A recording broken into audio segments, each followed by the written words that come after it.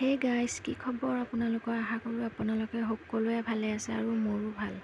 আজি আপোনালোকলৈ লৈ আহিছোঁ চন্দা মাছৰ লগত কচুপেটাৰ ৰেচিপি। চাই থাককচোন আপোনালোকে কেনেকৈ বনাইছোঁ।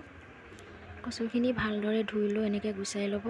তাৰপিছতে এয়া কেৰাহীত দি দিছোঁ তেল। তেলখিনি ভালকৈ গৰম হোৱাৰ পিছত ইয়াতে দি দিব আপোনালোকে নহৰু আৰু পিঁয়াজ আৰু নহৰুখিনি এনেকৈ ভালদৰে লৰাই এনেকৈ ভাজি ল'ব।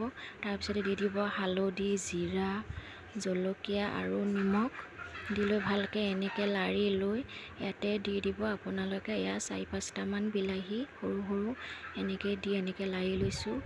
বিলাহীখিনি এনেকৈ সিজি যোৱাকৈ দি দিব পানী অলপ আৰু এয়া 10 মিনিটৰ কাৰণে ঢাকি দিব বিলাহীখিনি সিজি যোৱালৈকে। আৰু এয়া চাওকচোন, আমাৰ এয়া বিলাহীখিনি ধুনীয়াকৈ সিজি গৈছে।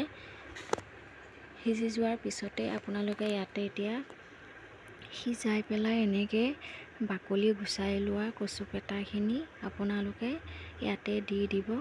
এয়া দেখিছেনে, মই ইয়াতে দি দিছোঁ আৰু ইয়াতে এইখিনি দি লৈ ভালদৰে আপোনালোকে এইখিনি লাৰি ল'ব বা চাটনি মাৰি ল'ব। চাটনিখন মাৰি দিলে পূৰা মিক্স হৈ যাব বিলাহীৰ লগত কচুপেটাখিনি। আপোনালোকে কচুপেটা তৰকাৰীখিনি বনালে আপোনালোকে বিলাহী দুটাও দিব, তেতিয়াহে খাই সোৱাদটো হয়। এয়া দেখিছেনে, এয়া দি দিছোঁ। এয়া ধুনীয়াকৈ এনেকৈ লাৰি এনেকৈ আৰু অলপ পানী দি ল'ব, তেতিয়াহে কচুপেটাখিনি এনেকৈ গলি যাব, ধুনীয়াকৈ মিক্স হৈ যাব পানীৰ লগত। আৰু এইখিনি ভালদৰে লাৰি হোৱাৰ পিছত আপোনালোকে ঢাকি থ'ব 10 মিনিটৰ কাৰণে। এয়া দেখিছেনে কি ধুনীয়াকৈ হৈছে। এয়া 10 মিনিটৰ কাৰণে ঢাকি দিব। 10 মিনিটমান হোৱাৰ পিছত আপোনালোকে ঢাকনখন গুচাই চাব। এয়া দেখিছেনে ধুনীয়াকৈ পানীৰ লগত কচুপেটাখিনি মিহলি হৈ গৈছে। আৰু ইয়াতে দি দিব এতিয়া মাছ পেলাই। মাছকেইডোখৰ আপোনালোকে এনেকৈ পেলাই দিব।